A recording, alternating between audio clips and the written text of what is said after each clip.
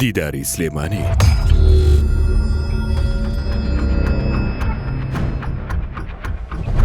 یەکەمین کۆبوونەوەی بەردەوامی سیاسی عێراقە، کۆکەرەوەی سەرکردە و توێژەرانی سەرانسەری ڕۆژهەڵاتی ناوەڕاست و ئەوروپا و ئەمریکایە.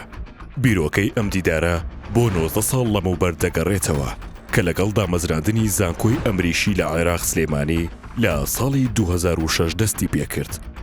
لەگەڵ دەستپێکردنیشی قۆناغێکی نوێی لە پەرەپێدانی کەرتی پەروەردە و توێژینەوە لە وڵاتەکەدا هێنایە ئاراوە.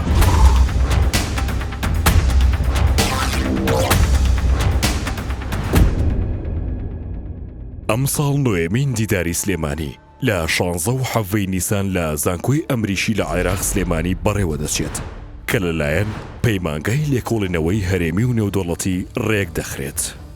ژمارەیەک لە دامەزراوە پێشەنگەکانی جیهان وەک هاوبەشی سەرەکی بەشداری لە دیدارەکەدا دەکەن.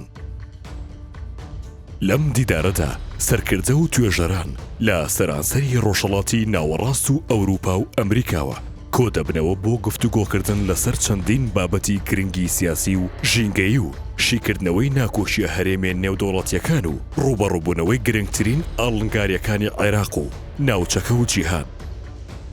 ئەم ساڵ دیدارەکە تیشک دەخاتە سەر چەندین بابەتی دیاریکراوی تایبەت بە ناوچەکە وەک هەڵبژاردنەکانی پەرلەمانی عێراق بۆ ساڵی 2025 و هەروەها ئاڵنگاریە ژینگەیەکان و کەمبوونەوە و پیسبوونی سەرچاوە ئاویەکان لە ناوچەکەدا.